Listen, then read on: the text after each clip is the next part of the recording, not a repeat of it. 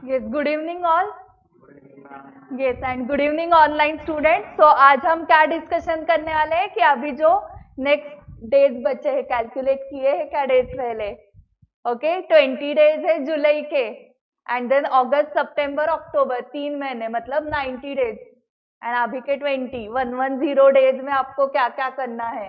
Okay, day wise plan लगाना पड़ेगा आपको स्टडीज का, एंड सब्जेक्ट वाइज अलग अलग स्ट्रेटेजीज होंगे क्योंकि हर एक सब्जेक्ट अलग है. Okay, numerical subjects, accounts, costing, FM, उसके लिए अलग स्ट्रेटेजीज होंगे. ऑडिट या एसएसएम लॉ, उसके लिए अलग स्ट्रेटेजीज होंगे. एंड टैक्स तो दोनों में आता है, न्यूमेरिकल कैलकुलेशंस भी है, थ्योरी भी है उसमें. ओके, तो हर सब्जेक्ट की स्ट्रेटेजी क्या होने वाली है वो हम डिस्कशन करने वाले हैं. मैं क्या वर्ड यूज कर रही हूँ? डिस्कशन. ओके, मतलब मैं सिर्फ बोलते जाऊंगी और आप कीर्तन सुनोगे, ऐसे नहीं होगा. मैं कुछ क्वेश्चंस आपको पूछूंगी, आपको उसके आंसर्स देने हैं. ओके, तो डिस्कशन स्टार्ट करने से पहले कुछ चीजें आपको दिखानी है. This is the marksheet of CA intermediate AR1. उसका नाम देखो कैसे, Y Gokul Sai Shrikar. Okay, this is the all India rank 1 May 2023 exam. उसका स्कोर है 688. ओके, अकाउंट्स में देखो कितने, उसको 84. लॉ जो थ्योरी सब्जेक्ट है उसमें भी 73 है. उसके बाद कॉस्टिंग में तो 94 है, टैक्स में 86, एडवांस अकाउंट्स 91, ऑडिट 87, ऑडिट में 87 मिल सकते हैं, EISSM 81 एंड FM को 92. उसके लोएस्ट किस में है देखो, 73 लॉ. तो उसका जो लोएस्ट है 73, उतना हमने टारगेट भी रखा है क्या? ओके, तो सोचो इसके बारे में. मैंने फर्स्ट स्लाइड का नाम क्या लिखा है देखो, mindset and success mantras for self study. तो हम प्लानिंग वगैरह करेंगे, डे वाइज पूरा शेड्यूल लगाएंगे, बट उसके पहले आप थिंकिंग प्रोसेस क्या करते हो वो भी इम्पोर्टेंट है ना. हम कभी सोचते हैं क्या इस टाइप के मार्क्स? तो ये May 19 का है, ऑल इंडिया रैंक 1. तो बीच में ही मैम इतने पुराने जमाने में क्यों गए हैं? क्योंकि ये सभी AR1 का AR1 है, क्योंकि इसकी टोटल देखो क्या है, 735 टोटल है. अभी तक इतनी टोटल किसकी भी नहीं हुई. 735. अकाउंट्स में 83, लॉ में 84, कॉस्टिंग में 99 मार्क्स है इसको, एंड टैक्स में 98 टैक्स में. Then advance accounts 97, audit 93, EISSM 84, FM eco में भी 97 है इसको मार्क्स. ओके, तो इसलिए May 19 की भी मार्कशीट मुझे दिखानी थी. अभी तक इतना स्कोर किसी का भी नहीं हुआ है. 735 एग्रीगेट है उसका, मतलब सिर्फ 65 मार्क्स गए हैं उसके. मतलब ऑन एन एवरेज देखो ना, 8 to 9 मार्क्स गए हैं सिर्फ पर सब्जेक्ट. ओके मैम, हमने 12th के बाद ऐसी मार्कशीट देखी ही नहीं है. उसके बाद राजन काबरा, ये May 22 का AR1 है. इसका टोटल है 666, 84 अकाउंट्स, कॉर्पोरेट लॉ में 90, कॉस्ट में 98 है इसको भी, टैक्स में 88, advance accounts 82, audit 82, EISSM 64, FM eco 78. Then next Diksha Goyal, November 22 AR1, 693 total, accounts में 97 स्कोर है, लॉ में 74, कॉस्टिंग में इसको भी 99 है, टैक्स में 83, advance accounts 80, audit 89, EISSM 82, FM eco 89. मतलब सभी इसमें 70 अबाउ ही स्कोर आ रहे हैं सभी AR1 के. ओके, एंड ये मार्कशीट है आदर्श शास्त्री, 607 ये टोटल है उसकी. ये हमारे टेस्ट सीरीज का ऑल इंडिया रैंकर है 38. ओके, सो इसको 73 है अकाउंट्स में, लॉ में 72, costing 86, tax 73, advance account 78, audit 82, EISSM 67, FM eco 76. तो ये लास्ट टेस्ट सीरीज का रिजल्ट है। आदर्श शास्त्री जो ऑल इंडिया रैंक 38 आया मई 23 में, एंड अराउंड 70 to 80 स्टूडेंट्स ने इंटरमीडिएट क्लियर किया हुआ है। Okay, and these are the chartered accountants of the test series. So around 30 chartered accountants हो गए हैं फ्रॉम लास्ट टेस्ट सीरीज। तो ये सब देख के आपको क्या लग रहा है, इन सब लोगों ने क्या सोचा होगा, क्या एम रखा होगा? सिर्फ पासिंग का एम रखा होगा इन्होंने, या हायर स्कोर का एम रखा होगा? Higher score. हाँ, आपने 10th-12th में क्या किया था? 35% को पासिंग था, तो आपने क्या एम रखा था? कितना? 95, 90 अबाउ। सबने 80-90 का टारगेट रखा था 10th-12th में, करेक्ट? और उतने मिले भी होंगे आपको, करेक्ट? अभी सीए में आने के बाद क्या टारगेट है आपका? पास होना, 50%, 40 लाना। ओके, टैक्स में 40 कैसे लाना है बताओ मैम सिर्फ। तो यहाँ पे ही गलत जा रहे हो, एम मत छोटा करो, एम आप सिर्फ पासिंग का रख रहे हो। ओके, अगर किसी को भी, कौन से भी सीए स्टूडेंट को इतने मार्क्स नहीं मिले होते तो मैं ही आपको बताती ना कि आप 90 का एम रखो ही मत। 90 तो 12th में आते हैं, सीए कोर्स में थोड़ी 90 मार्क्स आते हैं, आप इतना एम मत रखो सीए कोर्स में। बट अगर ये लोग ला रहे हैं तो इन्होंने तो ऐसे टारगेट रखा नहीं होगा ना कि मैम मैंने ना पासिंग का ही टारगेट रखा था, मुझे पता ही नहीं चला कैसे यार बना गया। ऐसे पॉसिबल ही नहीं है। आपका 10th-12th में टारगेट 80-90 था इसलिए मिले, या ऐसे हुआ था मैम मैंने तो ना टारगेट 35% का ही रखा था, मुझे भी नहीं पता 90 कैसे आ गए। तो टारगेट रखने के बाद उतने मिल गए, करेक्ट? तो अभी आपको वो टारगेट रखना पड़ेगा एंड आराम से मिल सकते हैं। अगर आपने टारगेट 50% का रखा तो क्या प्रॉब्लम होगा बताती हूँ। जब हम टारगेट 95 का रखते हैं तो एग्जैक्ट 95 मिलते हैं क्या बताओ? ऊपर नीचे होंगे, ऊपर हुआ तो अच्छा है, बट नीचे आ गए 5% भी, 90 मिल गए, ओके, तो भी कुछ प्रॉब्लम नहीं है। बट अगर मैंने टारगेट रखा है 50% का पासिंग का एंड मुझे मिल गए 45%, तो प्रॉब्लम है, क्योंकि 50% का मीनिंग क्या होता है? पास, एंड 45 का मीनिंग होता है फेल।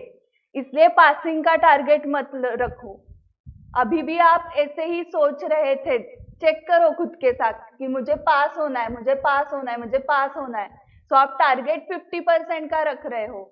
इंडिविजुअली आप कैसे सोचते हो? 40 लाने, 40 लाने, 40 लाने हैं। तो ऐसे सोचना बंद करो, आपको 70, 80, 90 का ही सोचना पड़ेगा। अगर आपने 80 मार्क्स का टारगेट रखा एंड आपको 75 मार्क्स मिल गए तो कुछ प्रॉब्लम है क्या? नहीं है। बट 50 का टारगेट रखा एंड 45 मिल गए तो बहुत प्रॉब्लम है। 10th-12th में भी आपने जो टारगेट रखा उससे 3-4% कम मिले तो भी प्रॉब्लम नहीं था, बट आप पासिंग का टारगेट रख के 5% भी कम आ गया, 1% भी कम आ गया, 199 भी आ गए तो भी प्रॉब्लम होगा। तो पहले आज आपको क्या करना पड़ेगा? टारगेट हायर रखना पड़ेगा, और वो भी कितना रखना है? अबाउ 80। हम सिर्फ टारगेट रखते हैं कि मैम मुझे अकाउंट्स में एग्जम्पशन चाहिए, मतलब टारगेट रखते हैं 60 का, फिर आते हैं 57। ऑब्जर्व किया है आपने ये? तो आपको अगर 60 चाहिए हाथ में तो आपको टारगेट 75-70 का रखना पड़ेगा, फिर जाके 60 अबाउ आएंगे।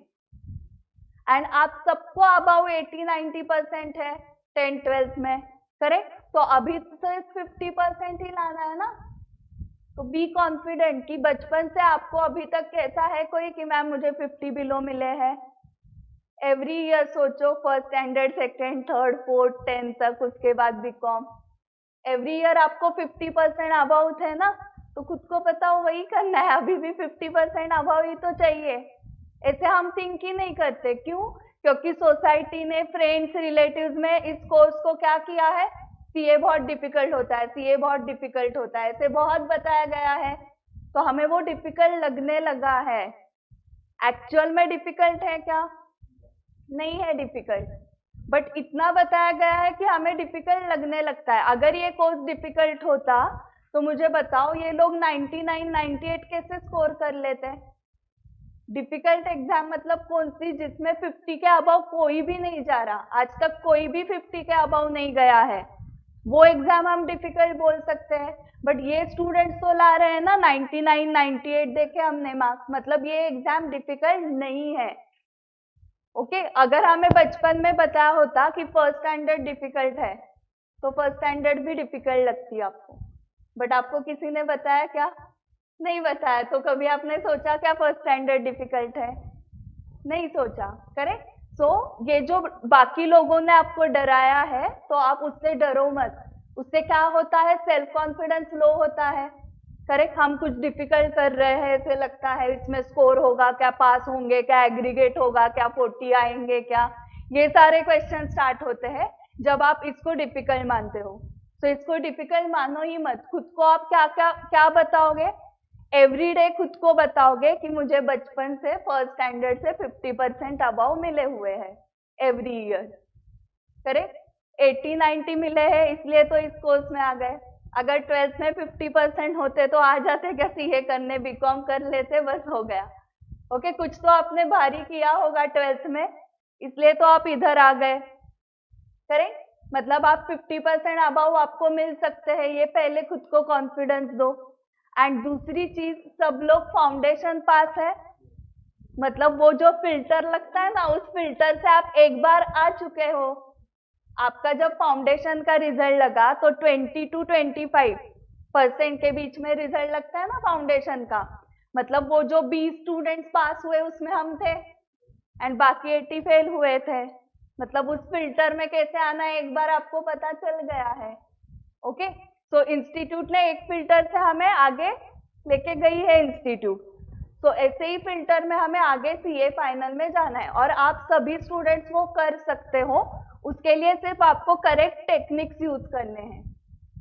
ओके, तो अभी आप ही सोचो इसमें से आपको क्या चूज करना है, ये आपकी एग्जाम है या आपका अटेम्प्ट है। तो 10th में आपने अटेम्प्ट दिया था या एग्जाम दी थी? 12th में अटेम्प्ट कब से लेना स्टार्ट किया? सीए में आने के बाद। ओके, तो वहां ही सब कुछ गड़बड़ स्टार्ट हो गई। आपने 10th-12th के लिए अटेम्प्ट वाला वर्ड सुना ही नहीं होगा 12th तक, ये वर्ड कब सुना आपने? सीए में आने के बाद। तो वो वर्ड भूल जाओ।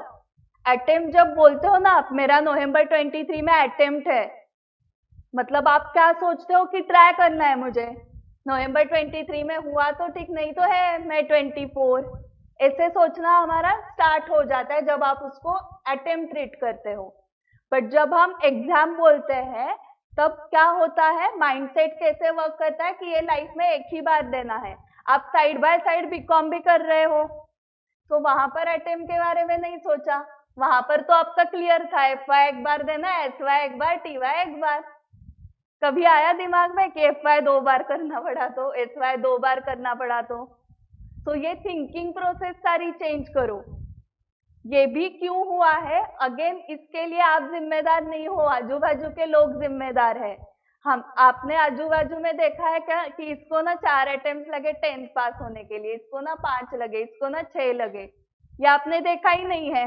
तो आपने आजू बाजू में नहीं देखा तो आपको क्या क्लियर था कि ये ना 10th की एग्जाम एक बार ही देनी होती है लाइफ में, और वो भी 50% निकाल के नहीं चलता है, इसमें 90 अबाउ लगते हैं। आपने आजू बाजू में यही देखा होगा। तो आपने भी आपके माइंड को क्या बताया, 10 की एग्जाम है एक बार देनी है, 80-90 अबाउ स्कोर लाना है, क्योंकि बाकी लोगों को भी उतना आ रहा है। सीए में आने के बाद क्या देखा आपने आजू बाजू में कि इसको 4 अटेम्प्ट, इसको 5 अटेम्प्ट, तो ये कॉमन है, तो आपको भी वो कॉमन लगने लगा। तो आजू बाजू के लोग क्या कर रहे हैं उससे आपका गोल मत डिसाइड करो। आजू बाजू के लोगों को अटेम्प्ट लग गए तो भी हमें क्या दिमाग में रखना है, ये एक ही बार करना है लाइफ में। जैसे मैंने फर्स्ट स्टैंडर्ड से बीकॉम तक आपने एक बार ही एग्जाम दी है ना, फर्स्ट एक बार दिया, सेकंड एक बार, थर्ड एक बार, तो ये इंटरमीडिएट एक ही बार देनी है लाइफ में। और ये भी आगे भी याद रखो, सीए फाइनल की एग्जाम है, अटेम्प्ट नहीं है, और कितनी बार दोगे? एक ही बार देना है। ओके, इंस्टीट्यूट ने फैसिलिटी दी है अटेम्प्ट की, इसलिए बहुत उसका यूज नहीं करना है, ठीक है। जो एबनॉर्मल है वही करना है आपको, नॉर्मल क्या है, अटेम्प्ट लगना। सो वो जो आपका इंटरमीडिएट का रिजल्ट लगता है 10 to 15%, तो 10 to 15 मतलब एबनॉर्मल वाले लोग हैं एंड 85 नॉर्मल वाले हैं। ओके, कॉमन मैन 85 लोग जो कर रहे हैं वो हमें नहीं करना है, उससे हम फेल होंगे। जो 10-15% जो पास हो गए हैं वो लोग क्या कर रहे थे वैसे हमें करना है। ओके, तो हमारी एग्जाम है, ये याद रखो, नवंबर 23 में। अटेम्प्ट नहीं है, मतलब ये लास्ट टाइम ही देना है। एंड सीए फाइनल भी आप एक ही बार दोगे, ये कंफर्म करो। एंड एम सिर्फ 50% का रखोगे क्या? नहीं, हायर एम रखो, एटलीस्ट 70% तो मिलने चाहिए। अगर आपको 10-12 में 80-90% है तो सीए में 70% तो चाहिए ना। तो एम आप रखोगे 70% के लिए, ठीक है। एंड इंडिविजुअल 40 तो भूल ही जाओ, 40 से काम नहीं होने वाला। पर सब्जेक्ट 40 आ गए तो कितना एग्रीगेट होगा बताओ? 160 होता है। तो उससे काम होने वाला है क्या? नहीं। तो इंडिविजुअल 40 ये जो लॉजिक है वो भूल जाओ।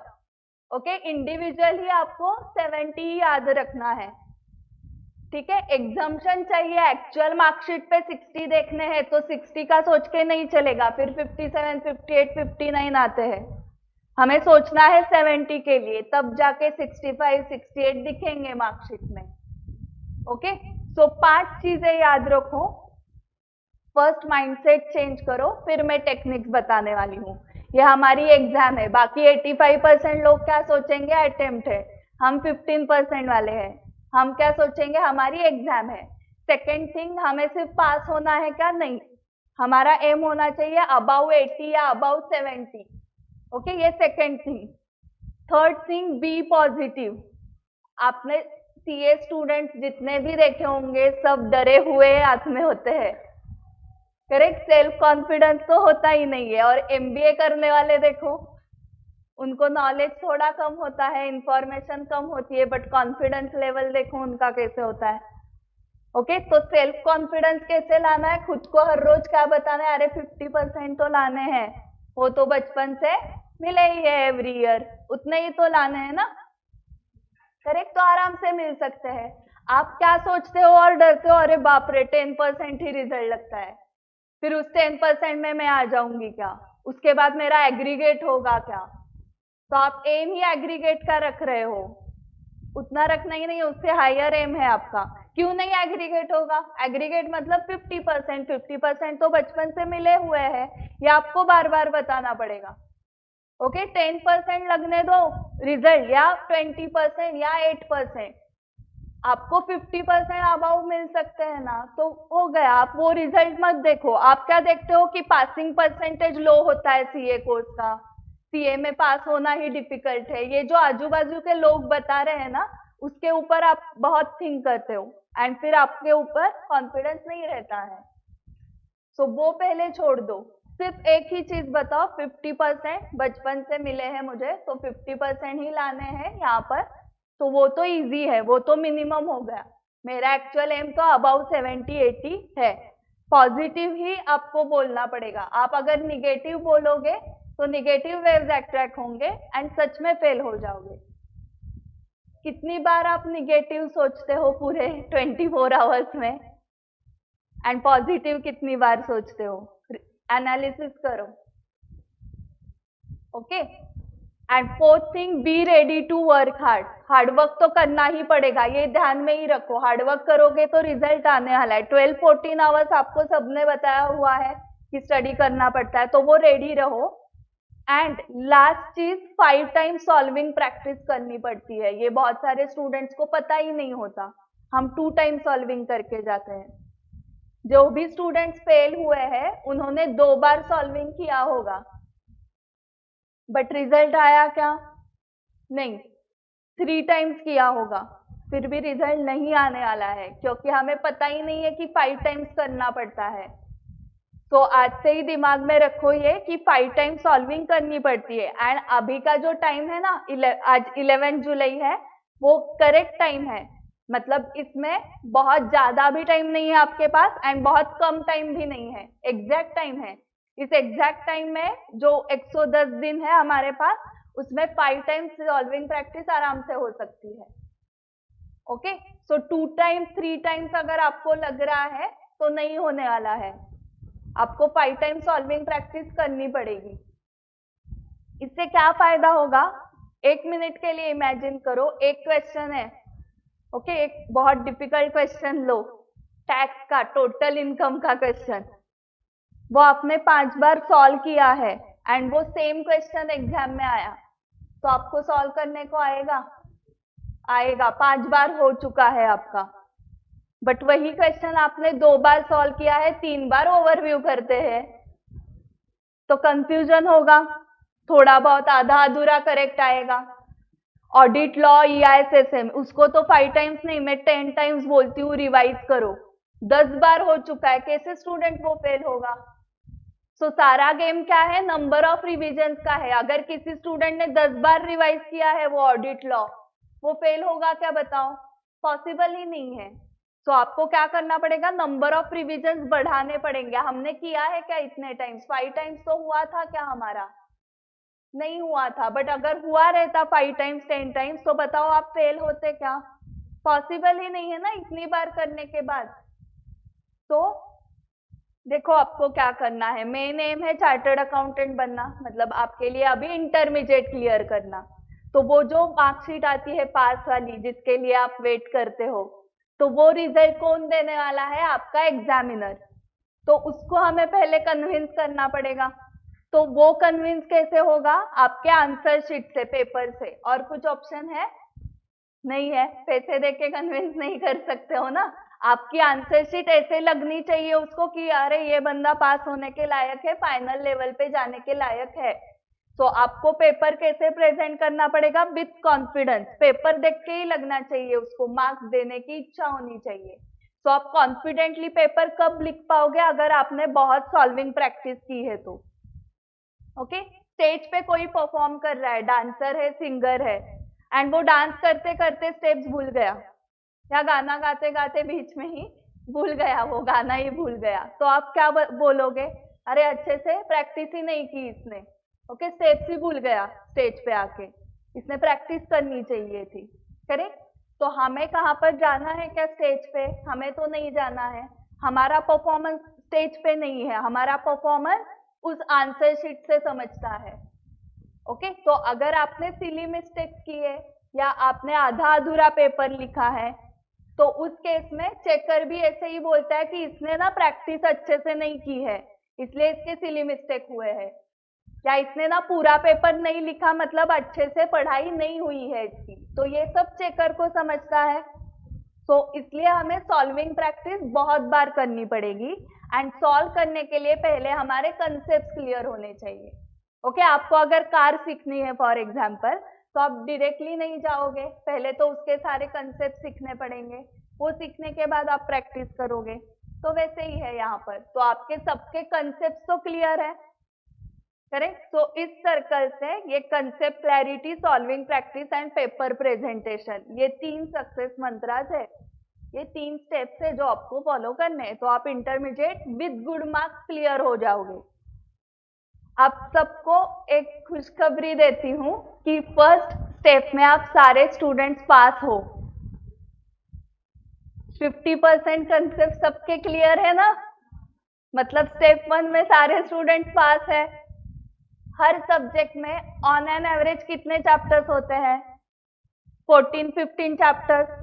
उसमें से आधे आधे तो समझे हैं सबको, मुझे लगता है 1-2 चैप्टर्स ही डिफिकल्ट होते हैं हर सब्जेक्ट में, बाकी तो सारे क्लियर है। मतलब फर्स्ट स्टेप में सारे स्टूडेंट पास है। यही हम इंडिया लेवल पे अगर सोचेंगे, तो जितने भी स्टूडेंट्स इंटरमीडिएट को बैठे हैं पूरे इंडिया में, उन सबके कंसेप्ट तो क्लियर होंगे ना। बट रिजल्ट अभी सिर्फ 15%, 18% ही लगा है, सबके कंसेप्ट क्लियर है, फिर भी इतने ही कैसे पास हुए? स्टेप 2 एंड 3 में गड़बड़ की। स्टेप 2 में क्या गड़बड़ की? सॉल्विंग प्रैक्टिस कम पड़ गई। ये सबसे बड़ा रीजन होता है फेल्यूर का, सॉल्विंग प्रैक्टिस ही कम पड़ती है। वो अगर 5 बार है तो कोई स्टूडेंट फेल ही नहीं हो सकता, पूरे इंडिया का रिजल्ट 100% लगेगा। अगर सारे स्टूडेंट्स ने सच में 5 टाइम सॉल्विंग प्रैक्टिस की, तो इतना कोई भी डम स्टूडेंट सीए कोर्स में आता ही नहीं है कि 5 बार करने के बाद भी फेल हो गया, क्योंकि ऑलरेडी आप 10th-12th में होशियार स्टूडेंट्स हो इसलिए तो सीए कोर्स में आ गए, बाकी स्टूडेंट्स ने तो देखो डेयरिंग भी नहीं किया है सीए कोर्स में आने का, आपने डेयरिंग करके एक लेवल भी पास कर दी है। तो 5 बार करने के बाद मैं कॉन्फिडेंट हूं कि आप आराम से पास हो सकते हो। अभी कितने स्टूडेंट्स को सॉल्विंग प्रैक्टिस कम पड़ गई, ये रीजन लग रहा है आपके रिजल्ट का? 1 2 3 मोस्टली सभी। ओके, ये और थोड़ी सी हो जाती ना मैम तो मैं पास हो जाती, ऐसे लग रहा है आपको? तो अभी दिस टाइम वो कम ना पड़ने दो, अभी आपको अच्छे से सॉल्विंग प्रैक्टिस करनी है। उसके लिए प्रॉपर प्लानिंग लगता है, डे वाइज प्लान, तो ही आपका 5 टाइम्स होगा। अगर 5 टाइम्स से कम पड़ गया ना तो प्रॉब्लम आ सकता है। And third step, paper presentation, ये भी इतना ही इंपॉर्टेंट है क्योंकि आपने जो 110 दिन में मेहनत की है या पूरे साल में मेहनत की है, वो सारी मेहनत उस 3 घंटे में ही आपको प्रेजेंट करनी है। 5 बजे के बाद घर जाते वक्त आंसर रिकॉल होने लगा तो फायदा है क्या बताओ? नहीं। पूरा पेपर आपको आ रहा था बट 80 मार्क्स का ही सॉल्व हुआ तो फायदा है क्या? नहीं। उसके पास तो जो आंसर शीट गई है उससे ही वो मार्क्स देगा। उस टेकर को थोड़ी पता है आपको घर जाते वक्त आंसर आ रहा था, वहां पर तो नहीं लिखा है ना पेपर में। तो वो 3 घंटे में अगर गड़बड़ कर दी, सिली मिस्टेक हो गए, एक ही क्वेश्चन पे 1 घंटा लगा दिया, ऐसे करते देखो स्टूडेंट, बैलेंस शीट टैली नहीं हो रही, 1 घंटा वही चल रहा है, वो टैली करने से वो नहीं हुई टैली तो वहां पर 3-4 मार्क्स जाएंगे बट बाकी का पूरा पेपर तो हो जाएगा। बट पैनिक सिचुएशन में ये सारे सिली मिस्टेक वहां पर हो जाते, वहां पर क्लिक ही नहीं होता कि वो क्वेश्चन छोड़ देना चाहिए था और आगे का पेपर कंप्लीट करना चाहिए था। इसके लिए आपने बहुत सारे टेस्ट पहले लिखे हैं एग्जाम एनवायरनमेंट में तो आपको गड़बड़ नहीं होगी। एक सिंपल एग्जाम्पल लो, आज आपका फर्स्ट डे है कार चलाने का, तो क्या कॉन्फिडेंस होगा? एंड जो बंदा हर रोज कार चलाता है, ओला उबेर का ड्राइवर है वो, उसका कॉन्फिडेंस लेवल एंड हमारा कॉन्फिडेंस लेवल। ओके, तो ये कॉन्फिडेंस कहां से आया? प्रैक्टिस की वजह से। आपका डे 1 याद करो साइकिल चलाने का या 2 व्हीलर चलाने का डे 1, एंड आज जैसे आप 2 व्हीलर चलाते हो, वो कॉन्फिडेंस कैसा है? डे 1 को सब डरते हैं, 2 व्हीलर चलाते वक्त भी डरे, साइकिल चलाते वक्त भी डरे, करेक्ट? बट आज डरते हो क्या? आज अभी आपको टेंशन है, अरे बाप रे सेशन के बाद 2 व्हीलर निकालना है और घर जाना है, इसका टेंशन भी लेते हैं मैम, ये भी भूल गए ना, अब इसका टेंशन भी लेते, बट डे 1 को था ना टेंशन, तो ये कैसे गया टेंशन आपका? Because of practice only. Okay, तो मेन एग्जाम में आप डर रहे हो, इसका मतलब आपकी पेपर राइटिंग की प्रैक्टिस नहीं हुई है, क्योंकि अभी आप 2 व्हीलर चलाने के लिए नहीं डरते हो बिकॉज ऑफ प्रैक्टिस। तो वैसे ही प्रैक्टिस आपकी पेपर राइटिंग की हुई तो वहां पे भी नहीं डरोगे। वो रूटीन में जो चीज हम रूटीन में करते हैं उसका डर रहता है क्या? हर रोज के रूटीन में जो जो आप चीजें करते हो उसको डरते हो क्या? नहीं। बट आज कोई नई चीज बताई आपको करने के लिए, अगर किसी को स्टेज पे आने का कॉन्फिडेंस नहीं और अभी मैंने किसी को उठा दिया और बोलो बताया तो डर लगेगा। बट जो हर रोज, अभी मैं रोज ही स्टेज पे बोलती हूँ तो डर नहीं लगता है, मतलब वो रूटीन में अगर है तो डर नहीं लगता है। तो इतनी बार उसकी प्रैक्टिस करनी है तो आपका डर जाएगा। क्लियर हुआ? तो हमें सिर्फ सेकेंड एंड थर्ड स्टेप ही करना है, थर्ड स्टेप भी ज्यादा डिफिकल्ट नहीं है। बचपन से कितने एग्जाम लिखे अपने? फर्स्ट से 10th तक बीकॉम के भी बहुत एग्जाम्स लिखे, वैसे ही तो होती है। फाउंडेशन की भी एग्जाम लिखी, कुछ अलग था क्या? नहीं। 100 मार्क्स का पेपर 3 घंटे, कुछ अलग नहीं होता है। फाइनल का भी कुछ अलग नहीं होने वाला है, सेम 100 मार्क्स का पेपर 3 घंटे, और अभी तो अल्टरनेट डे भी है ना, correct? So second and third step पे फोकस करो। अभी day wise self study plan कैसे करना है, उसके लिए हमारे हाथ में दिन कितने थे? 110। उसको पहले 5 रिविजन्स में डिवाइड कर देते हैं। सो पहली रिविजन आपकी कंप्लीट होनी चाहिए सेकेंड वीक ऑफ अगस्त तक। ओके, अराउंड 10th या 11th अगस्त तक कंप्लीट करो। 10th अगस्त तक फर्स्ट कंप्लीट करना है आपको, 1 महीना है आपके पास। एंड किसी को भी स्टार्टिंग से नहीं करना है ना, स्क्रैच से कोई नहीं करने वाला है। सबका ऑलरेडी हो चुका है, सो 1 महीने में आपका आराम से हो जाएगा। फिर सेकेंड जो रिवीजन है वो फर्स्ट वीक ऑफ सितंबर, वहां पर हमारी टेस्ट 1 आएगी, फर्स्ट वीक ऑफ सितंबर। फिर third revision first week of October.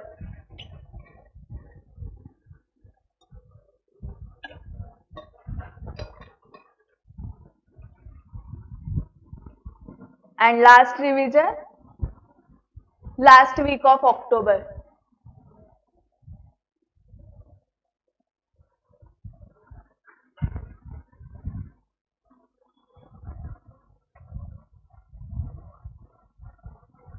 And main exam 5th revision लिखो। मेन एग्जाम में आप अल्टरनेट डे जो रिवीजन करोगे वो।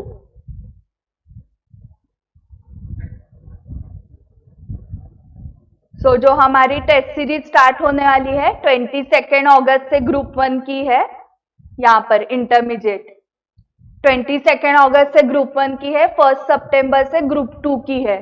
सो मैंने आपको 10 अगस्त तक पहले बोला था कि फर्स्ट रिवीजन कंप्लीट करो, फिर 10 अगस्त को फर्स्ट रिवीजन होने के बाद 11 अगस्त से आप स्टार्ट करोगे पढ़ाई फॉर दिस टेस्ट 1। तो वो सेकेंड टाइम हुआ। एंड टेस्ट भी हमारी अल्टरनेट डे है, सो अल्टरनेट डे वाले तो मैंने काउंट ही नहीं किए रिविजन्स, वो भी होने वाले हैं, दैट इज अदर देन ये 5 टाइम्स वाले। तो ऐसे करके 10 बार हो जाएगा टोटल, तो फेल पॉसिबल ही नहीं है, आराम से आप पास हो जाओगे। तो ये सेकेंड हुआ जो आपका फर्स्ट वीक ऑफ सितंबर लिखा था आपने यहाँ पर, and then last week of September मतलब हमारी फुल सिलेबस की first round, and then October mid तक ही आपका खत्म हो रहा है नेक्स्ट टेस्ट। अगर आपका ग्रुप 1 है तो आपका 19 अक्टूबर को खत्म हो रहा है test series, and main exam कब से? 2 नवंबर। सो उसके बाद भी आपके पास 10 दिन का टाइम आ रहा है। एंड जिनका ग्रुप 2 है आपका 28 अक्टूबर को खत्म हो रहा है, एंड मेन एग्जाम आपकी 11 नवंबर से है ना, 11, तो आपको भी टाइम मिल रहा है 10 दिन का। तो इतनी बार सॉल्विंग करने के बाद इमेजिन करो आप फेल होंगे क्या। एंड ये अल्टरनेट डे 3 बार रिवाइज होने वाला है, क्योंकि सारे टेस्ट अल्टरनेट डे है एंड मेन एग्जाम भी अल्टरनेट डे है, तो वो 3 तो मैंने काउंट ही नहीं किया अल्टरनेट डे वाले रिवीजन, ठीक है। सो 5 बार हो रहे हैं, so this is the correct time to start your studies. अभी 30 डेज जो मैंने बताए 10 अगस्त तक के, उसको डे वाइज में आपको डिवाइड करना है, ओके। तो एक सब्जेक्ट में अप्रोक्सीमेटली मैंने 10 चैप्टर्स लिए हैं, वो कम ज्यादा हो सकते हैं। हर चैप्टर के नंबर ऑफ क्वेश्चंस आपको काउंट करते हैं, तो अप्रोक्सीमेटली 30 क्वेश्चंस होते हैं पर चैप्टर, तो ऐसे 300 क्वेश्चंस हो गए अपॉन 30 डेज। ये एक सब्जेक्ट का हुआ, मतलब एक सब्जेक्ट के 10 क्वेश्चंस आपको करने हैं डेली, ओके। तो आपको क्या करना पड़ेगा? नंबर ऑफ क्वेश्चंस कैलकुलेट करने पड़ेंगे। उसके लिए आपके पास क्वेश्चन बैंक होनी चाहिए। क्वेश्चन बैंक में क्या क्या होना चाहिए? Past RTPs, past MTP, module and past papers, RTP, MTP, papers, okay. इन सब का कंपाइलेशन।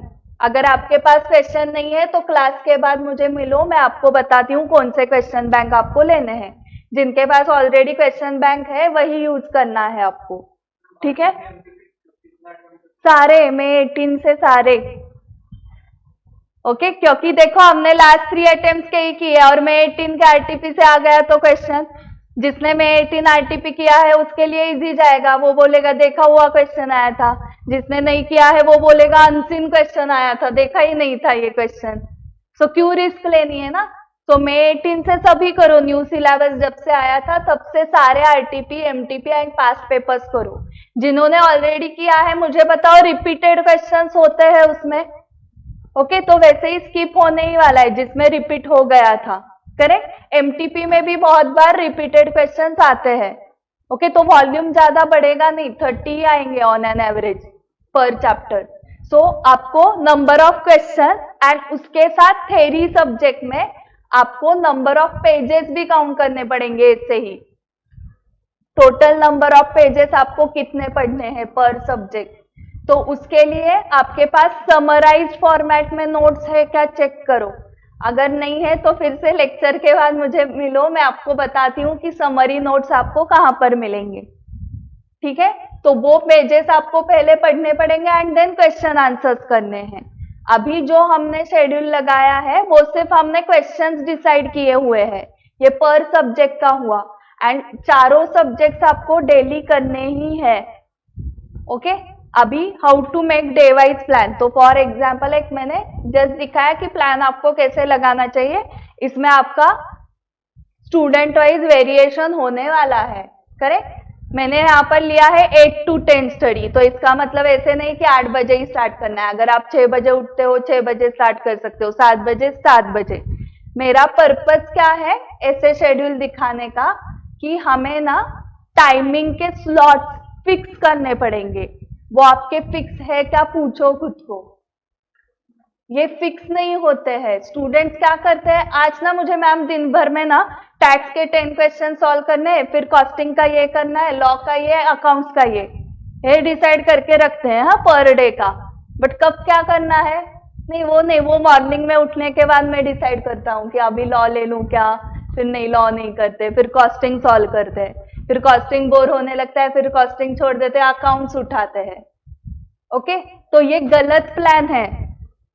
आप बाकी सबका रूटीन देखो, अभी मेरा ही रूटीन, अगर मैंने ऐसे डिसाइड किया आज ना 11 का अकाउंट्स लेना है, 12 का अकाउंट्स, फाउंडेशन का अकाउंट्स का लेक्चर लेना है, यूट्यूब पे वीडियो शूट करना है, ये एम्प्लॉयज के साथ मीटिंग करनी है, ये आज का शेड्यूल है, और कब क्या करना है लिखा ही नहीं है। तो अभी मूड हो रहा है कि चलो फाउंडेशन का अकाउंट लेते हैं, तो ले लिया, ऐसे होता है। या टाइमिंग्स रहेंगे, हर एक के स्लॉट्स रहेंगे ना कि 12 to 1:30 फाउंडेशन अकाउंट्स का क्लास है, 5:30 to 6:30 12th अकाउंट्स का क्लास है, ये स्लॉट्स रहेंगे ना, हर एक के स्लॉट्स ही रहते हैं। सिर्फ जो सेल्फ स्टडी करते हैं ना स्टूडेंट्स, उनका ही कुछ स्लॉट नहीं रहता, कभी कुछ भी चलता है। आज 1 बजे ही लंच किया, कल 3 बज गए, आज 12 ही बजे लंच कर लिया, तो कुछ रूटीन नहीं होता है। तो वो रूटीन लगाओ, इसलिए मैंने क्या किया है देखो, मॉर्निंग 8 to 10 पहले आपको स्लॉट्स डिसाइड करो। जनरली 2 घंटे तो बैठना ही है मिनिमम, अगर आप 3 घंटे बैठ सकते हो तो और अच्छा, क्यों, क्योंकि आपका पेपर कितने घंटे का होता है, 3, तो एट अ स्ट्रेच एक जगह पे बैठना 3 घंटे विदाउट मोबाइल। ओके, ये इसकी प्रैक्टिस होनी चाहिए। बट मैंने यहाँ पर 2-2 घंटे के स्लॉट किए हैं। वो करने के बाद उसमें सब्जेक्ट डिसाइड करो, और सब्जेक्ट डिसाइड करने के बाद चैप्टर डिसाइड किया है, जैसे कि इनकॉर्पोरेशन ऑफ कंपनी। फिर उसके पेजेस, तो वो नंबर ऑफ पेजेस भी डिसाइडेड होने चाहिए कि 8 to 10 में मुझे 1 to 10 पेजेस करने हैं, मतलब रीड, एंड उसके 5 आरटीपी सॉल्व करने हैं। वो कौन से 5 आरटीपी, वो भी लिखा होना चाहिए आपके डायरी में। May 18, November 18, May 19, November 19 and May 20, ऐसे 5 आरटीपीज में करने वाली हूँ 8 to 10 में। फिर 10 to 10:30 ब्रेक है, 10:30 to 12:30 income from house property, tax का 10 पेजेस करना है, एंड 8 क्वेश्चन सॉल्व करने। कौन से 8 question, from module. So exact क्या करना है वो भी आपको लिखना पड़ेगा। फिर 12:30 to 1:30 लंच ब्रेक है, 1:30 to 3:30 pre and post incorporation accounts लिया, उसके 5 क्वेश्चन सॉल्व करने 1 to 5 मॉड्यूल से। फिर 3:30 to 4 ब्रेक लिया, 4 to 6 मटेरियल कॉस्टिंग का, उसमें कंसेप्ट्स पहले करने हैं उस चैप्टर के, and then first 1 to 8 question solve करने हैं। फिर 6 to 6:30 ब्रेक लिया, 6:30 to 8:30 again incorporation of company law लिया, आगे के 6 to 10 क्वेश्चन किए या पास्ट आरटीपीज किए, जो भी यहाँ पर चल रहा था उसके आगे का। फिर 8:30 to 9:30 dinner, 9:30 to 11 income from house property के 10 पेजेस नेक्स्ट किए, एंड 9 to 16 क्वेश्चन किए। इतना डिटेल प्लान अगर है तो आपको सिर्फ एग्जीक्यूशन करना है, सिर्फ डायरी में दिखना है। डायरी में पढ़ के आपको समझेगा अभी कितने बजे, 8 बजे, मतलब अभी स्टार्ट करना है स्टडी। कौन सा स्टडी स्टार्ट करना है, लॉ का इनकॉर्पोरेशन ऑफ कंपनी, उसका क्या करना है, तो 10 पेजेस पढ़ने हैं। जो वहां पर लिखा है वो सिर्फ करते जाओ, और ऐसे प्लान लगाने के लिए आपको सिर्फ 1 घंटा लगेगा मुझे लगता है। जो भी हमारे क्वेश्चंस आए हैं 10 क्वेश्चंस पर डे, वो आपको ऐसे स्लॉट में डिवाइड कर देने हैं। ओके, अभी फॉर एग्जाम्पल आपका बड़ा वाला चैप्टर चल रहा है, टैक्स का टोटल इनकम चल रहा है, तो उसके 10 क्वेश्चंस एट अ स्ट्रेच नहीं हो सकते हैं। 2 क्वेश्चन होने के बाद बस लगता है, तो मॉर्निंग में 2 क्वेश्चंस करो, आफ्टरनून में 2 करो, रात को 2 करो, स्लॉट में डिवाइड कर दो उसको, या 3-3-3। ओके, दिन भर में वो 10 क्वेश्चंस कंप्लीट करने हैं, सो वो आप डिवाइड कर सकते हो। बट आपको डेली इतना डिटेल शेड्यूल बनाना पड़ेगा। आप ऐसे समझो कि आपका क्लास है लॉ का, आपको लॉ के क्लास को जाना है 8 to 10, तो वो टाइमिंग चेंज होता है आपका क्लास का। आज ना सर 8 to 10 लेने वाले, कल ना पता नहीं 12 to 2 लेंगे, परसों शाम को है, या फिक्स होता है स्लॉट। सो आप जब रेगुलरली क्लास को जाते हो तो आपका रेगुलर अच्छा स्टडी हो जाता है। फिर क्लासेस होने के बाद जब सेल्फ स्टडी मोड पे आते हो तो रेगुलर नहीं होता है, क्योंकि स्लॉट्स ही डिसाइडेड नहीं है। तो आपके क्लास ही है 2-2 घंटे के, ऐसे वो स्लॉट डिसाइड करो, एंड वो चेंज नहीं करना है। अगर मॉर्निंग 8 to 10 लॉ का है तो वो लॉ का क्लास है आपका 8 to 10, सो उस पीरियड में कुछ नहीं करना है। ये डिसिप्लिन फॉलो करना ही पड़ेगा आपको। आप आपके मूड के हिसाब से नहीं स्टडी कर सकते हो कि अभी मुझे क्या अच्छा लग रहा है स्टडी करने के लिए। अभी ना अकाउंट्स लेते हैं, अकाउंट्स में मजा आ रहा है, तो किस में मजा आ रहा है उससे नहीं होने वाला। आपको जो स्कूल में 80-90 मिले हैं ना, वो स्कूल की डिसिप्लिन के वजह से मिले हैं। स्कूल में एक आपको टाइम टेबल मिलता था, करेक्ट, तो आपका मूड पूछा जाता था क्या, अभी 8 to 9 इंग्लिश है, 9 to 10 मैथ्स, 10 to 11 ज्योग्राफी, तो आपका मूड पूछा जाता था। 8 बजे इंग्लिश की टीचर आ गई, आपको मूड है अभी इंग्लिश पढ़ने का, मूड नहीं है तो भी बैठना ही पड़ता था ना आपको। तो आपके मूड के हिसाब से नहीं। सो सेल्फ डिसिप्लिन के लिए आपको जो स्कूल डिसिप्लिन था, स्कूल में टीचर आपको टाइम टेबल लगा के देती थी, क्योंकि आप छोटे थे, अभी आप बड़े हो गए हो, तो ये ऐसे टाइम टेबल आपको कोई देगा नहीं, आपको ही लगाना पड़ेगा। ये क्लियर हुआ क्या? ऐसे आपने लगाया था क्या कभी टाइम टेबल?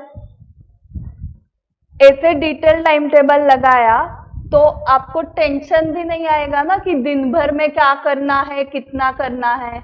ये जो फिक्स है उतना करना है। स्कूल में टेंशन क्यों नहीं आता था? क्योंकि टाइम टेबल होता था, आप स्कूल जाते थे, उस टाइम पे वो टीचर आती थी, लेक्चर हो जाता था, आप घर आते थे, उसका होमवर्क करना रहता था, ये रेगुलरली होता था। फिर जो टेस्ट होते थे वो देते थे आप। वही रेगुलरिटी आपको अभी क्रिएट करनी पड़ेगी। आपको खुद को टाइम टेबल लगाना पड़ेगा। आप खुद टाइम टेबल लगा के वो मुझे दिखा सकते हो और मैं आपको सजेशंस उसमें दूंगी, ठीक है? अभी स्टडी कैसे करना है, 10 पेजेस करने हैं, आरटीपी करना है, मतलब एग्जैक्टली क्या करना है। तो पहले ही मैंने बताया था आपके पास समरी होनी चाहिए। ओके, बीओएस नॉलेज पोर्टल पे सब्जेक्ट वाइज कैप्सूल करके है। ओके, जिनको पता नहीं है लिख के लो, वो आपका जैसे आरटीपी एमटीपी मिलता है ना, वहां पर ही सब्जेक्ट वाइज कैप्सूल करके है। वहां पर चार्ट्स है, चार्ट फॉर्मेट में हर एक सब्जेक्ट की समरी दी है इंस्टीट्यूट ने, कलरफुल चार्ट्स है वो। तो वहां से आपको हर एक चैप्टर की समरी मिलेगी, हर एक सब्जेक्ट की है वो। तो वहां से पहले आप समरी पढ़ोगे एंड देन सॉल्विंग प्रैक्टिस करोगे क्वेश्चंस की। हम न्यूमेरिकल सब्जेक्ट मतलब कौन से सब्जेक्ट बोल रहे हैं? Accounts, costing, okay, FM, advance accounts, वो वाले सब्जेक्ट। उसमें फिर आपको सॉल्विंग प्रैक्टिस जो करनी है वो टाइमर लगा के सॉल्व करना है। बहुत सारे स्टूडेंट्स घर पे सॉल्विंग करते हैं बट टाइमर नहीं लगाते हैं।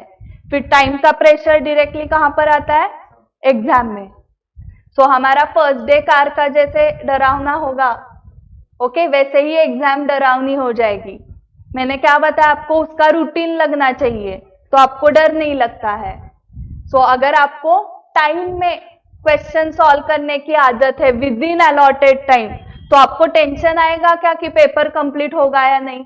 क्योंकि पेपर्स लेंदी आते हैं, सबको पता है इंटरमीडिएट के। सो 3 आवर्स के मिनट्स कितने होते हैं? 180 मिनट्स। उसमें से 10 मिनट्स डिडक्ट कर दो, क्योंकि उसमें आपको सुपरवाइजर की सिग्नेचर, एडमिट कार्ड दिखाना, वो सर्कल डार्क करना, नाम लिखना, रोल नंबर लिखना, वो सब करना होता है। सो 170 मिनट्स अपॉन 100 मार्क्स, मतलब 1.7 मिनट्स हुए पर मार्क। तो अगर 10 मार्क का क्वेश्चन है तो 17 मिनट्स में होना चाहिए, 20 मार्क्स का है तो 34 मिनट्स में होना चाहिए। तो आपको जनरली कौन सा चैप्टर कितने मार्क्स को आता है वो पता हुआ है। प्री पोस्ट 8 मार्क्स के लिए आता है, करेक्ट। टोटल कंप्यूटेशन 14 मार्क्स का आता है, ब्रांच डिपार्टमेंट 10 मार्क्स के लिए आते हैं। तो क्वेश्चन देख के अप्रोक्सीमेटली मार्क्स उसके सोचो कितने होंगे। फॉर एग्जाम्पल 10 मार्क्स का क्वेश्चन आप घर पे सॉल्व कर रहे हो, तो आपको 17 मिनट्स का टाइमर लगा के ही सॉल्व करना है। तो आपको घर पे ही पढ़ाई करते वक्त समझेगा कि हमें कितना टाइम एक्स्ट्रा लग रहा है या विद इन टाइम हो रहा है या नहीं। ओके, ये सभी स्टूडेंट्स करते हैं क्या बताओ? नहीं, बट हमें किस में आना है? 15%, 10% स्टूडेंट्स में आना है। तो 10% ही लोग ये सब करते हैं, इसलिए वो 10% में आते हैं। और 80-90 पहले तो वो सॉल्व ही नहीं करते, वो ओवरव्यू करते हैं क्वेश्चन सिर्फ। तो आपको क्या करना है समझ में आया? Solving practice with time management. सारे क्वेश्चंस आप टाइमर लगा के ही सॉल्व करोगे, सिर्फ सॉल्व मत करो। फिर क्या हो जाता है, घर पे ना मैम करेक्ट आया था आंसर, बट वही क्वेश्चन जब एग्जाम में आया तो नहीं आया सॉल्व करने को, क्योंकि घर पे टाइम का प्रेशर ही नहीं था। एंड वो डायरेक्टली कहां पर आया? एग्जाम में प्रेशर आया। इसका रूटीन बनाओ तो प्रेशर नहीं आएगा। उसके बाद एडजस्टमेंट नोटबुक प्रिपेयर करो। उससे क्या होगा, लास्ट डे को with in 2 to 3 hours, 3 hours भी नहीं 2 आवर्स में आपका पूरा सिलेबस रिवाइज हो सकता है। विद इन 2 आवर्स पूरा सिलेबस रिवाइज, 1.5 दिन की भी जरूरत नहीं है। ओके, उसके लिए 4 कॉलम्स करने हैं उस नोटबुक में आपको। फर्स्ट कॉलम में क्वेश्चन नंबर, सेकेंड कॉलम में वो कौन से पेज पे है बुक के, थर्ड कॉलम में उस क्वेश्चन में क्या इंपॉर्टेंट एडजस्टमेंट थी, एंड फोर्थ कॉलम में उसमें ट्रीटमेंट क्या है, उस एडजस्टमेंट की ट्रीटमेंट क्या है। ये ऐसे डिफिकल्ट क्वेश्चंस के लिए आपने करके रखा है, एंड वो नोटबुक भी आपने बार बार रिवाइज की, तो आपको कितना इजी जाएगा। ये आपको सिर्फ उसी चैप्टर्स के लिए करना पड़ेगा जिसमें बहुत वैरायटी होती है। प्री पोस्ट में कुछ वैरायटी होती है क्या? नहीं, तो उसके लिए नहीं करना है। जिसमें बहुत वैरायटी वाले क्वेश्चंस आते हैं उसी चैप्टर्स के लिए एडजस्टमेंट नोटबुक करो, ठीक है। Then next, classification in ABC. ये आप करते हो क्या? मतलब फर्स्ट टाइम सॉल्व करते वक्त आपको सारे 30 क्वेश्चन सॉल्व करने पड़ेंगे ईच एंड एवरी, बट वो सॉल्व करते करते नेक्स्ट रिवीजन में इसमें से कितने सॉल्व करने हैं वो मार्किंग करो। मतलब वो ए इंपॉर्टेंट वाले, बी मतलब मीडियम, एंड सी मतलब फिर से देखने नहीं है। बहुत इजी, कुछ क्वेश्चंस बहुत इजी होते हैं। ओके, तो ये मार्किंग आपको कब पॉसिबल होगा? आपको क्या करना है, हर क्वेश्चन के बाद खुद को पूछो कि यह क्वेश्चन एग्जाम में आया तो मैं सॉल्व कर सकती हूँ क्या इसको, स्टार्ट टू एंड बिना देख के सारे स्टेप्स मुझे आ रहे हैं क्या। अगर आंसर ये से तो सी मार्क कर दो। For example cash sales transaction की जर्नल एंट्री सबको आती है, cash account debit to sales account. तो इस टाइप के जो सिंपल क्वेश्चंस होंगे वो मैंने रिवाइज भी नहीं किए तो भी मैं मेन एग्जाम में सॉल्व कर सकती हूँ ना, इतने टाइम पास क्वेश्चंस, वो सारे सी मार्क कर दो। क्योंकि हमारा सिलेबस बहुत बड़ा है, वॉल्यूम ज्यादा है, तो हमें क्या करना पड़ेगा, ऐसे फिल्टर लगाना पड़ेगा। आपको जो 5 टाइम सॉल्विंग प्रैक्टिस करनी है वो सिर्फ डिफिकल्ट क्वेश्चंस की करनी है। जिसके आंसर्स आपको ऑलरेडी आ रहे हैं वो जरूरत है क्या 5 टाइम्स करने की? नहीं है। तो ऑटोमेटिक 5 टाइम्स किसकी रिवीजन होंगी? डिफिकल्ट वालों की, क्योंकि आप नेक्स्ट रिवीजन में सिर्फ उतने ही करोगे। तो ऐसे 30 से आपने रिड्यूस कर दिए 25 को, फिर आप आ गए 18 पे, 10 पे, ऐसे करते करते हर चैप्टर के 7 to 8 question he last day revision के लिए मार्क करने हैं।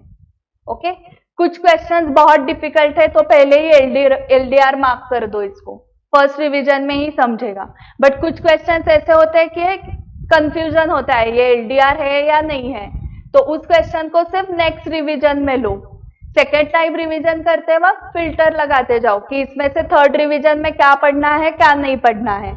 उसके लिए आपको बार बार क्या क्वेश्चन खुद को पूछना पड़ेगा, अगर ये क्वेश्चन एग्जाम में आया तो मैं सॉल्व कर सकती हूँ क्या। अगर आंसर ये आया तो नेक्स्ट रिवीजन में नहीं लेना है, अगर आंसर आया नहीं, अभी भी कॉन्फिडेंस नहीं है इस क्वेश्चन का, तो वो नेक्स्ट रिवीजन के लिए मार्क करके रखना है। बट ऐसे करते करते लास्ट डे रिवीजन के लिए आपके पास सिर्फ 7 to 8 क्वेश्चन ही होने चाहिए। क्योंकि उससे ज्यादा क्वेश्चन पॉसिबल नहीं है। अभी उसमें कैसे होगा, 7 to 8 ऑन एन एवरेज है। प्रीपोज जैसे छोटे चैप्टर के लिए 2-3 क्वेश्चन ही इंपॉर्टेंट होते हैं, बट जो बड़ा चैप्टर है, अकाउंटिंग स्टैंडर्ड्स है, ब्रांच, डिपार्टमेंट, उसके लिए 7 to 8 या उससे भी ज्यादा इंपॉर्टेंट हो सकते हैं। टैक्स में जो 5 हेड्स है उसके 10-12 क्वेश्चंस भी आ सकते हैं इंपॉर्टेंट में, बट छोटे चैप्टर्स जो है उसके 3-4 ही क्वेश्चंस आएंगे। सो मैं क्या बता रही हूँ, on an average 7 to 8 questions आएंगे, ठीक है। सो ये मार्किंग बहुत इंपॉर्टेंट है। अभी इमेजिन करो किसी स्टूडेंट ने ये मार्किंग ही नहीं किया है, तो उसके नेक्स्ट रिवीजन में क्या हालत होगी, फिर से सारे क्वेश्चंस करने पड़ेंगे, उसको पता ही नहीं है ना इंपॉर्टेंट डिफिकल्ट कौन से है। सो ये मार्किंग कितना इंपॉर्टेंट है। और मुझे बताओ कितना टाइम लगता है आपको ये मार्क करने के लिए, 1 सेकेंड लगता है सिर्फ, बट उससे कितना बड़ा फायदा होगा कि नेक्स्ट रिवीजन में ना मुझे इतने ही करने हैं सिर्फ। ओके, तो ये जरूर करो। उसके बाद ये चीज बहुत सारे स्टूडेंट्स करते ही नहीं है, पास्ट पेपर्स का एनालिसिस। आपका जो lunch break, tea break, dinner breaks होते हैं ना, उस ब्रेक में आपको BOS नॉलेज पोर्टल पे जाके पास्ट पेपर्स अपलोडेड होते हैं, सजेस्टेड आंसर्स नहीं, वो PDFs होते हैं। पास्ट पेपर्स जो अपलोड करते हैं ना, ओरिजिनल क्वेश्चन पेपर, उसको देखने की आदत डाल दो, तो वो जो फॉन्ट है, वो जो पेपर है, उसकी आदत हो जाएगी ना आपको बार बार वो पेपर देखने की। एंड ऐसे पास्ट पेपर्स का आपने एनालिसिस किया तो आपको भी समझेगा कि कौन सा चैप्टर कौन से क्वेश्चन पे आता है। सो ये ब्रेक में स्क्रोलिंग करना है, इंस्टाग्राम स्क्रोल नहीं करना है, ये पेपर स्क्रोल करने हैं आपको। सो ऐसे मई 18 से अभी तक के आपने सारे पेपर्स देख लिए तो आपको बहुत इजी जाएगा ना। आपको डर किसका होता है, 145 को जब वो क्वेश्चन पेपर हाथ में आता है तब डर लगने लगता है, करेक्ट। सो फर्स्ट टाइम हुआ तो डर लगता है, सो उसको भी रूटीन बनाओ, हर रोज उठ के वो पेपर्स देखो, पास्ट वाले रोज एक एक पेपर ही देखना है, ठीक है। तो वो भी आपको आदत हो जाएगी। ये कितने स्टूडेंट्स करते हैं, आपने ऑब्जर्व किया, आपके फ्रेंड्स वगैरह करते हैं कैसे पास्ट पेपर्स देखते हैं क्या, सब अपलोडेड है वहां पे वेबसाइट पे, सिर्फ जाके देखना है हमें। और उससे ना आप ही नेक्स्ट पेपर निकाल सकते हो, मतलब आपको एक एस्टिमेट, अंदाजा आराम से आ सकता है एनालिसिस से, पास्ट पेपर से, कि इंस्टीट्यूट ना ये क्वेश्चन पूछती है मैम इस चैप्टर के ऊपर ये क्वेश्चन होता है। जैसे फाउंडेशन में आपको फिक्स पता होता है, क्वेश्चन 6 में वो कंपनी अकाउंट ही आता है, क्वेश्चन 1 ट्रू और फॉल्स, करेक्ट। तो वो ऐसे फिक्स होता है, तो ऐसा ट्रेंड आपको समझ में आएगा अगर आप पास्ट पेपर्स का एनालिसिस करोगे तो। 5 टाइम्स सॉल्विंग प्रैक्टिस मैंने ऑलरेडी बताया आपको, करेक्ट। एंड 5 स्पीड कौन से है देखो, ये भी आपके कब इंप्रूव होंगे, अगर आपने सॉल्विंग प्रैक्टिस की है तो ही।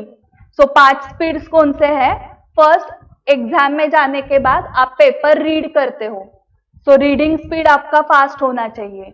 रीड करने के बाद वो क्वेश्चन आप इंटरप्रेट करते हो, so second is interpretation speed fast होना चाहिए।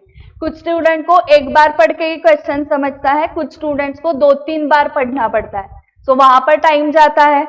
इंटरप्रेट करने के बाद आंसर रिकॉलिंग का स्पीड, मतलब रिकॉलिंग स्पीड, रिकॉलिंग किसको फास्ट होगा, जिसका 5 टाइम्स हुआ है या 2 बार हुआ है, हाँ, तो आपको फास्ट रिकॉल होंगे ना पॉइंट्स।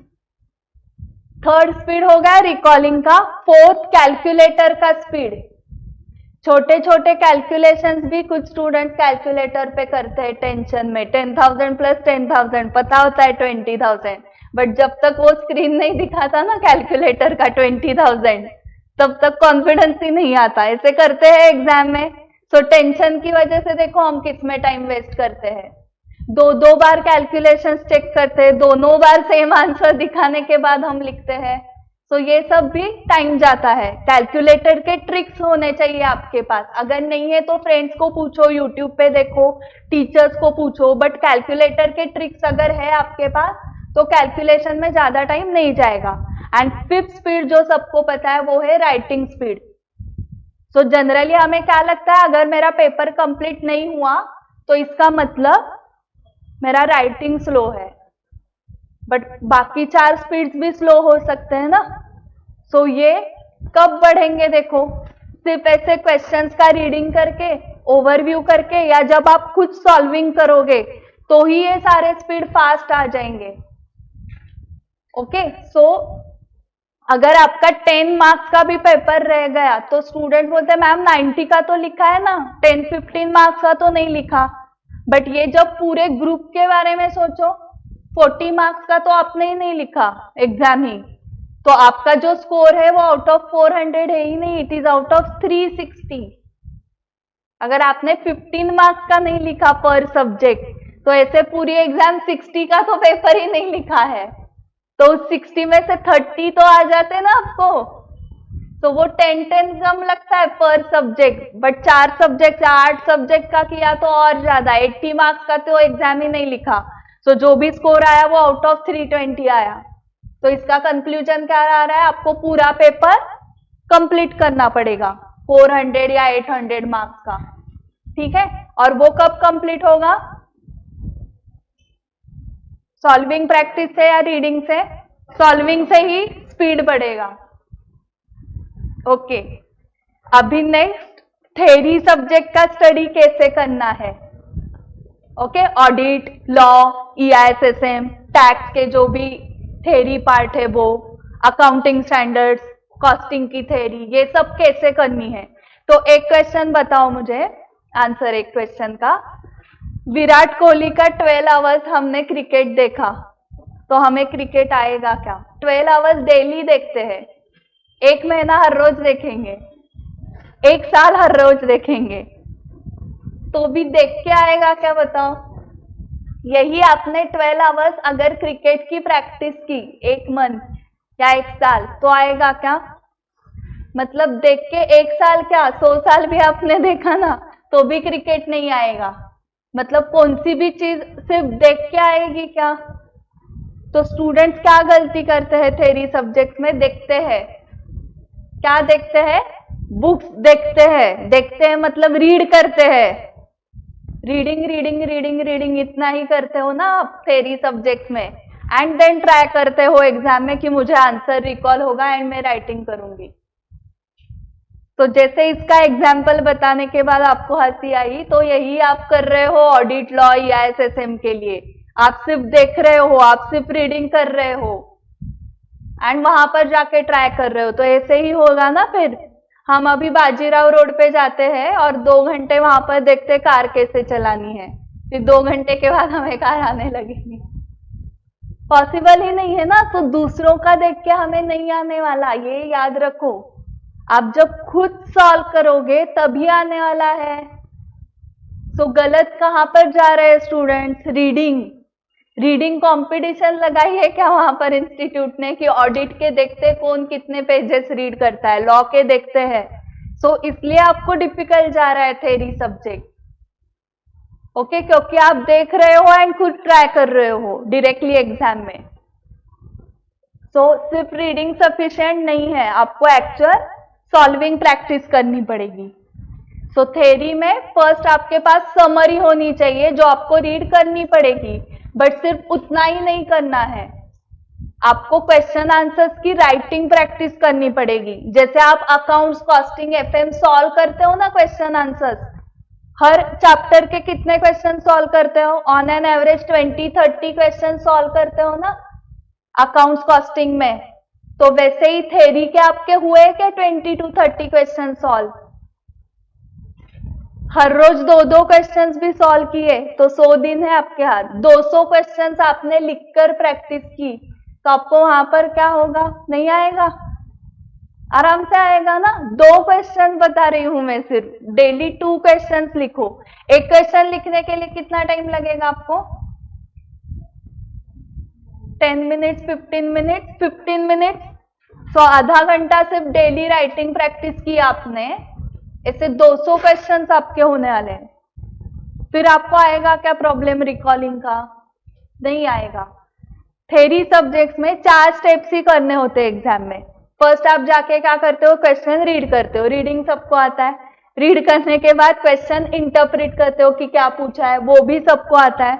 ओके, इंटरमीडिएट लेवल के स्टूडेंट्स को इंटरप्रिटेशन का प्रॉब्लम नहीं होता है, वो फाउंडेशन के स्टूडेंट्स को होता है कि क्या क्वेश्चन पूछा है वही नहीं समझा। आपको वो भी प्रॉब्लम नहीं है, आपको समझता है क्या क्वेश्चन पूछा है। सो क्वेश्चन समझ में आ गया। फिर आप करते हो recalling and fourth is writing. Writing भी आता है सबको, मतलब फर्स्ट स्टेप आती है रीडिंग, सेकेंड स्टेप आती है आपको इंटरप्रिटेशन करना।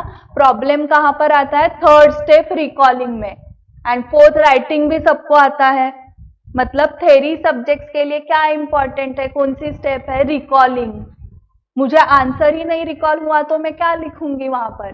फिर हम लिखते हैं मन की बात, जिसको मार्क्स ही नहीं होते हैं, क्योंकि एक्चुअल आंसर याद नहीं आ रहा है। अभी कुछ तो लिखना पड़ेगा, जो मन में आ रहा है वो लिखो। फिर उसको मार्क्स नहीं होते, 2-2 पेजेस भी भरे ना तो भी बीकॉम जैसे हमने लिखा तो नहीं मार्क्स मिलते। इधर एग्जैक्ट कीवर्ड्स ही लाने पड़ते हैं, तो वो कैसे लाओगे? सो उसके लिए मैं 10 टाइम्स रिवीजन बोलती हूँ। वो क्यूमुलेटिव रिवीजन आपको करनी पड़ती है। स्कूल में आपने पोएम्स लर्न किए, प्रेयर्स लर्न किए, राष्ट्रगीत लर्न किया, और क्या मैथ्स के टेबल्स लर्न किए। ये सब कैसे किया? हर रोज करते थे ना। ओके, राष्ट्रगीत अभी पूछा तो आ जाएगा सबको, या भूल गए?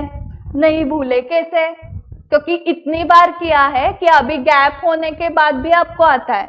आप पूछते हो कि मैम मैं ओन वर्ड्स में राष्ट्रगीत बोलता हूँ, तो ये क्वेश्चन आता ही नहीं है। या ओन वर्ड्स में मैं प्रेयर बोलती हूँ, जो भी प्रेयर है, जो लिखी हुई प्रेयर है वही आती है ना आपको। क्या आपकी लैंग्वेज में आती है? नहीं। बॉलीवुड के सॉन्ग आपके लैंग्वेज में होते हैं या ओरिजिनल गाते हो बराबर? मतलब आपके ब्रेन को प्रॉब्लम नहीं है। जिसके ब्रेन को प्रॉब्लम होता उसको कुछ भी रिकॉल नहीं होता। ओके, सिर्फ ऑडिट लॉ या एसएसएम के रिकॉलिंग का प्रॉब्लम है, बाकी सब अच्छे से रिकॉल हो रहा है। तो वो क्यों? क्योंकि आपने बार बार उसको सुना है। ओके, एंड तब आप ये क्वेश्चन पूछते हुए नहीं हो कि ओन वर्ड्स में चलेगा क्या मैंने गाया तो? ये क्वेश्चन आता ही नहीं है ना हमें। और सीक्वेंस भी आपका गलत नहीं जाता, गाने का सीक्वेंस भी आपका गलत नहीं जाता है। तो यहाँ तो सीक्वेंस भी नहीं है। इंस्टीट्यूट बोलती है क्या कि इसी सीक्वेंस में आपके पॉइंट्स आने चाहिए, ऊपर नीचे हुआ तो भी चलता है, सिर्फ उनके लैंग्वेज में चाहिए। सो हम एक्सक्यूजेस देते हैं, हम पूछते हैं कि मैम ओन लैंग्वेज में लिखा तो चलेगा क्या? बाकी जगह पे आपने पूछा नहीं। पोएम्स लर्न किए तब पूछा क्या ओन लैंग्वेज में पोएम, मेरी पोएम गाता हूं, तब ये क्वेश्चन ही नहीं आया। तो एग्जैक्ट पोएम लर्न हुई थी, मतलब ब्रेन में प्रॉब्लम नहीं है। आप यहाँ पर एक्सक्यूजेस देते हो कि वो कीवर्ड्स रिकॉल नहीं हो रहे हैं। ऑब्वियसली होंगे, आप ट्राई तो करो, आप खुद को बताओ कि ओन लैंग्वेज नहीं, यही वर्ड्स। ओके, प्रेयर्स, राष्ट्रगीत, बॉलीवुड सॉन्ग के कैसे एग्जैक्ट वही वर्ड्स आते हैं, वैसे यहाँ पर भी यही वर्ड्स आने चाहिए। आप एक्सक्यूजेस दोगे तो फिर ओन लैंग्वेज में आंसर आ जाएगा एंड फिर उसको मार्क्स नहीं मिलते हैं। सो खुद को आज से क्या बताओगे कि यही वर्ड्स यूज करने हैं। ओके, ऑडिट एविडेंस, एविडेंस के लिए और एक नाम है प्रूफ। दोनों का मीनिंग सेम है, बट प्रूफ वर्ड देखा है आपने कहां पर? नहीं। तो खुद को इंस्ट्रक्शंस दो ना कि तुम्हें कौन सा वर्ड यूज करना है, एविडेंस वर्ड ही यूज करना है। सो एक बार ब्रेन को ऐसे ट्रेन किया ना आपने तो प्रॉब्लम नहीं आता है। आपको एग्जैक्टली एविडेंस वर्ड ही रिकॉल होने वाला है एग्जाम में, किसी को भी प्रूफ वर्ड रिकॉल नहीं होगा। बट आपको ये बताना पड़ेगा ब्रेन को कि ये जो लिखा है ना वर्ड, यही तुम्हें रिकॉल करना है। ठीक है, एंड रिकॉलिंग प्रैक्टिस बहुत करनी पड़ेगी। तो क्वेश्चन जो है दिया हुआ वो आपको केस स्टडी फॉर्मेट में आता है, तो वो केस आपका क्लाइंट है ऐसे समझो। तो एज अ सी आप उसमें क्या करते हो उस सिचुएशन में, वो पहले खुद सोचो आंसर एंड देन उनके आंसर के साथ कंपेयर करो, तो आपको उनका आंसर समझेगा। एक बार आंसर समझने के बाद, आंसर तो सबको समझते हैं, ऑडिट हो, लॉ हो, आंसर समझा है सबको, करेक्ट। सिर्फ प्रॉब्लम कहां पर आता है, वही वर्ड्स में लिखना, इतना तो प्रॉब्लम है ना। तो एक्चुअली आपने स्कूल में बहुत सारा लर्न किया है, सबने बहुत कुछ लर्न किया है, तो वही लर्निंग आपको इसलिए वो बार बार करना पड़ता है। आप सिर्फ 2-3 टाइम्स करते हो एंड बोलते हो मैम कीवर्ड्स रिकॉल नहीं हो रहे मुझे, मैं ओन लैंग्वेज में आंसर लिखती हूँ। आपने जो पोएम लर्न की स्कूल में, वो 2 बार पढ़ के लर्न हुई थी आपको? कितनी बार पोएम पढ़ी थी फिर लर्न हुई? ओरल एग्जाम्स में होता था ना आपको, आज मैथ्स के टेबल्स आएंगे, आज ये इंग्लिश की पोयम आएगी ओरल एग्जाम में, तो वो कितनी बार किया था आपने? 8-10 बार किया होगा आराम से। इसलिए मैं 8 to 10 टाइम्स बोल रही हूँ आपको, ऑडिट, EISSM, लॉ, ये रिवाइज करो, फिर एग्जैक्ट रिकॉल होंगे। ये AR1 वालों ने क्या किया है, यही तो करते हैं वो। इंटरव्यू देखे हैं क्या ऑल इंडिया रैंकर्स के? वो बहुत बार सॉल्विंग एंड रिवीजन उनका बहुत बार होता है, इतना ही होता है। फिर 87-90 आपको भी आ जाएंगे, उतना आपने किया तो। वो जो कर रहे हैं ना वही हमें करना है, तो हमें भी मिलते हैं। ओके, पर्सनल दुश्मनी है क्या कुछ ICI के साथ? नहीं है, उनको दिए हमें भी मिलेंगे ना। ओके, सो क्लियर हुआ? एंड अंडरलाइन कीवर्ड्स, जब आप रीडिंग या सॉल्विंग, रिकॉलिंग करोगे ना, तो उस आंसर में एग्जैक्टली कीवर्ड्स कौन से आने चाहिए, एटलीस्ट वो अंडरलाइन करके उसकी प्रैक्टिस करो। पूरा आंसर रिकॉल करने की जरूरत नहीं है, सिर्फ वो कीवर्ड्स आपको अंडरलाइन करने हैं। ठीक है, आप इमेजिन करो 1 मिनट के लिए कि आप ऑडिट पेपर के या EISSM पेपर के एग्जामिनर हो, चेकर हो, एंड आपको 500 पेपर्स चेकिंग के लिए दिए हैं। तो आप क्या प्रोसेस फॉलो करोगे? पहले आप क्वेश्चन पढ़ोगे, फिर उनका दिया हुआ आंसर पढ़ोगे, उसमें क्या क्या की पॉइंट्स है वो अंडरलाइन करोगे, एंड वो पॉइंट्स स्टूडेंट ने कवर किए हैं ना उसके आंसर में, वो देखोगे। यही प्रोसेस 1 बार, 2 बार, 3 बार, 10 पेपर हुए, 20 हुए, 50 हुए, मतलब उसकी 50 बार रिवीजन हो गई। ओके, ऐसे 500 पेपर्स, मतलब उसकी रिवीजन कितने टाइम्स हुई? 500 टाइम्स रिवीजन हुई है। तो वो हर बार सजेस्टेड रेफर करेगा क्या? मतलब वो क्या कर रहा है, उसके दिमाग में जो पॉइंट्स बैठे हैं वो स्टूडेंट के आंसर में आए हैं या नहीं, वो चेक कर रहा है। एंड उसके दिमाग में कौन से पॉइंट्स बैठे हैं? जो की पॉइंट्स है। मतलब आपको क्या लिखना है पेपर में? की पॉइंट्स। अगर 20 लाइन का एक्चुअल आंसर है तो उसको पूरे के पूरे 20 लाइंस नहीं याद होंगे 500 बार रिवाइज करने के बाद भी। जो मेन क्रक्स है आंसर का, 8 to 10 लाइंस, वो उसको याद है। वो 8 to 10 लाइंस आपके आंसर में एग्जैक्ट उसको दिखे तो वो आउट ऑफ भी देगा। वो 10 लाइन में से उसको 6 लाइन्स दिखे तो 60% देगा। वो जो 10 लाइन्स है, एक्चुअल आंसर देखो 20 लाइन्स का है, बट उसमें से क्रक्स वाला पार्ट 10 लाइन्स का ही है, और उसमें से पूरे 10 लाइन्स आपने लिखे तो आपको आउट ऑफ मिलने वाले हैं। सो वो क्रक्स पॉइंट बहुत इंपॉर्टेंट है हर एक आंसर का, उसके ऊपर फोकस करो। एंड आपको कंक्लूजन के बारे में क्या लग रहा है? कंक्लूजन गलत लिखा तो डायरेक्टली 0 मार्क्स मिलते हैं। अगर आपने क्लाइंट को रॉन्ग कंक्लूजन दिया, रॉन्ग डिसीजन दिया, तो वो फी देने वाला है क्या आपको? तो यहाँ पर भी मार्क्स नहीं मिलेंगे। जैसे वहां पे 0 फी, जैसे यहाँ पर 0 मार्क्स। सो पहले तो आपको कंक्लूजन करेक्ट आना चाहिए, एंड देन प्रोविजन। सो आपको जो रिकॉलिंग प्रैक्टिस करनी है मेनली बताओ, 3 पैराग्राफ्स में आप आंसर लिखते हो, provision, facts and conclusion. Facts तो कॉपी ही करने हैं, कंक्लूजन 1 लाइन का आपको आता है। सो मैक्सिमम प्रैक्टिस कौन से पैराग्राफ की करनी है? प्रोविजन की। तो आपने प्रोविजन का पैराग्राफ ही लिखा ना सिर्फ, तो भी चलने वाला है, पूरा आंसर भी मत लिखो। और शॉर्टकट बताया मैंने, फैक्ट्स एंड कंक्लूजन लिखने की प्रैक्टिस मत करो, क्योंकि वो आपको आता है, वो आप डायरेक्टली मेन एग्जाम में लिख सकते हो। सिर्फ क्या लिखना है आपको? प्रोविजंस लिखो। एंड सारे क्वेश्चंस भी नहीं लिखने हैं आपको, 30 क्वेश्चंस होंगे हर चैप्टर में, उसमें से मेन 7-8 क्वेश्चन सिर्फ लिखो प्रोविजंस। ओके, पहले लर्न करो एंड देन बिना देख के लिखो, एंड बाकी के ओरली रिकॉल करो कि एग्जाम में क्वेश्चन आया तो मैं क्या पॉइंट्स लिखूंगी, वो ओरली रिकॉल करो एंड चेक करो। जिसको रिकॉलिंग की आदत है उसको फास्ट रिकॉल होगा एग्जाम में, जिसने रिकॉलिंग करके ही नहीं देखा है उसको टाइम लगेगा एंड फिर रिकॉल भी नहीं होगा। सो मेन यहाँ पर क्या है? रिकॉलिंग है। एंड उसके बाद एमसीक्यूज भी है, आपको उसकी भी प्रैक्टिस करनी चाहिए। बहुत सारे स्टूडेंट्स को 30 आउट ऑफ 30 मिले हैं एमसीक्यूज में, बट उसके लिए भी प्रैक्टिस करनी पड़ती है। ठीक है, सिर्फ रीडिंग करके नहीं आएगा। हाउ टू प्ले क्रिकेट, ये बुक पढ़ के क्रिकेट नहीं आने वाला है, आपको एक्चुअल खेलना पड़ेगा। तो मेरे कंसेप्ट क्लियर है तो मुझे क्रिकेट आ जाएगा, क्रिकेट के कंसेप्ट तो मुझे सारे पता है तो मुझे क्रिकेट आ जाएगा। पॉसिबल नहीं है। तो वैसे ही मेरे सारे कंसेप्ट क्लियर है तो एमसीक्यू आ जाएंगे मुझे सॉल्व करने के लिए। सो वो भी पॉसिबल नहीं है। एमसीक्यूज की आपको सॉल्विंग प्रैक्टिस करनी पड़ती है, उसके लिए बुकलेट है, सबको पता है क्या वो? और कहाँ पे एमसीक्यू मिलते हैं आपको? हाँ, वेबसाइट पे booklet and RTP and mock test papers. हाँ, वो सारे एमसीक्यूज आपको सॉल्व करने हैं। जस्ट इमेजिन करो आपको 27, 28, 29, 30 मार्क्स आ गए एमसीक्यूज में ही, तो पास होना डिफिकल्ट है।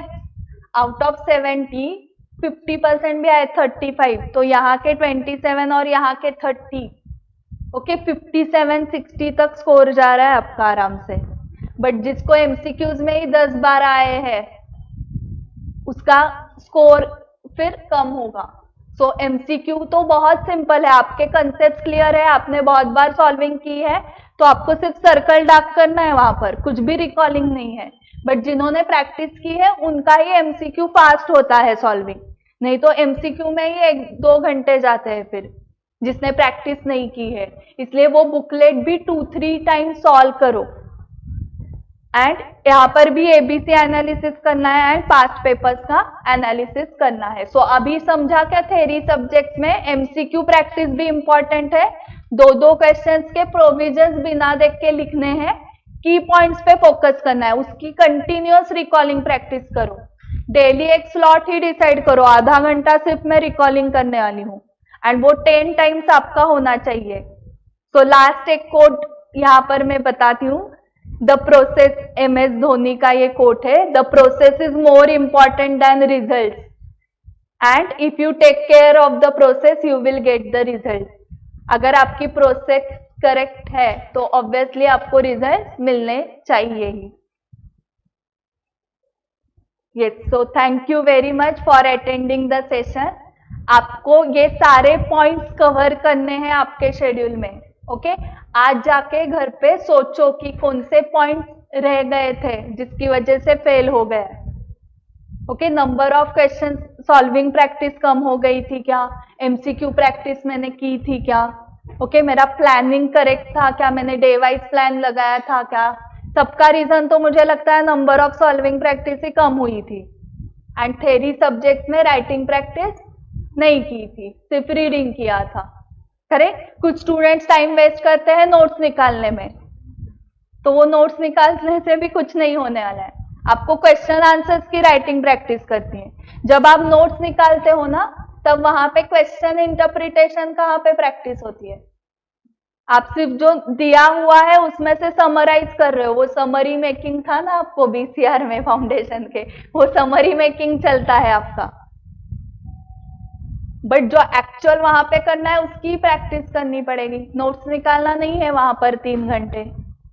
अगर वो करना होता तो आप नोट्स की प्रैक्टिस करते। वहां पे क्या करना है आपको? Reading, interpretation, recalling, writing. तो उस 4 स्टेप्स की आपको प्रैक्टिस करनी है। एंड अगर किसी स्टूडेंट्स के बोथ ग्रुप्स बाकी है तो मैं रेकमेंड करती हूँ सबको एक ही ग्रुप दो, फर्स्ट ग्रुप, ओके? सिर्फ फर्स्ट ग्रुप दो। आपका क्या होगा उसमें? फर्स्ट ग्रुप क्लियर हो जाएगा ओल्ड सिलेबस में। न्यू सिलेबस में कॉस्टिंग सेकेंड ग्रुप में है, तो कॉस्टिंग नहीं देना पड़ेगा। फिर आपको 2 ही सब्जेक्ट्स देने पड़ेंगे, ऑडिट एंड FMSM। नहीं है ना, है ही नहीं। बट अगर आपने बोथ ग्रुप दिए अभी एंड अनफॉर्चुनेटली नहीं हुए दोनों ग्रुप्स, तो आपको सारे 6 सब्जेक्ट्स देने पड़ेंगे, एंड वो भी क्लासेस करके देने पड़ेंगे, क्योंकि चैप्टर्स नए हैं, सेम चैप्टर्स नहीं है। अभी जो आप सीख रहे हो ना वो फाउंडेशन में शिफ्ट किया है, okay? Redemption of preferences, redemption of debentures, right issue, bonus issue, incomplete records, ये सब अभी फाउंडेशन में है, और आपको सारे अकाउंटिंग स्टैंडर्ड्स ही रहेंगे। हाँ, सो वो रिस्क मत लो। सो बेटर अगर एक ग्रुप ही दिया और वो क्लियर हो गए, और क्लियर हो ही जाओगे, क्योंकि फिर एक ग्रुप की वजह से आपको 5 टाइम्स के लिए टाइम मिलेगा सॉल्विंग के लिए। 2 टाइम्स करके होता नहीं है, 3 टाइम्स करके होता नहीं है, आपने एक्सपीरियंस किया हुआ है। तो अभी अगर आप 8 सब्जेक्ट लेते हो तो अगेन वो 2-3 बार ही रिवाइज होने वाला है, उससे ज्यादा पॉसिबल ही नहीं है। 110 दिन में क्या क्या करोगे, और फिर आगे बहुत डिफिकल्ट जाएगा। बट यही अगर आप एक ग्रुप देते हो तो आपके लिए बहुत इजी है, बाद में आपको सिर्फ 2 ही सब्जेक्ट देने हैं। और अभी तो नए सब्जेक्ट्स में 30% एमसीक्यू सारे सब्जेक्ट में है। सो एफएमएसएम को भी आपको एमसीक्यू मिलेंगे, ऑडिट में भी एमसीक्यू मिलेंगे। ओके, कुछ स्टूडेंट्स ऐसे करते हैं कि मैम मैं फिर एक ग्रुप देता हूँ first group and audit exemption के लिए ट्राई करता हूँ, तो वो भी मत करो। मतलब इतने कम समय में 110 दिन में 5 सब्जेक्ट करना एंड उसके बाद 5 महीने में एक सब्जेक्ट करना। दिसंबर एंड जैन फेब मार्च अप्रैल 5 महीने हैं पूरे, फिर एक ही सब्जेक्ट एफएमएसएम। ओके, और वो एक ग्रुप एंड ऑडिट की वजह से एक ग्रुप की रिवीजन कम होगी क्योंकि ऑडिट करना पड़ेगा, तो भी 180 190 यहाँ पर आए तो प्रॉब्लम होगा। सो एक ही ग्रुप दो, बट वो बहुत बार प्रैक्टिस करनी, क्योंकि अभी श्योर शॉट पास होना ही है, 5 टाइम्स करनी ही है। 5 टाइम से कोई फेल नहीं होता। कोई देखा है आपने किसने ना 5 टाइम्स एमटीपी आरटीपी पास पेपर मॉड्यूल ये सब 5 टाइम सॉल्व किया था और फिर भी ये फेल है? बट जिसने 2 बार 3 बार किया है वो देखे है फेल, बट 5 टाइम्स करने के बाद फेल नहीं देखा है। सो 5 टाइम्स से आपको क्या मिलेगी? श्योरिटी मिलेगी। ठीक है, सो बिल्कुल रिस्क मत लो अभी। यस, अभी किसी को इंडिविजुअली डाउट्स पूछने हैं तो पूछ सकते हो। एंड फॉर्म, आप फॉर्म नहीं, वो पेज पे आपने नाम लिखा है क्या? कहाँ पर है वो पेज? हाँ, किसने नहीं लिखा है? हाँ, इकडे शिफ्ट कर।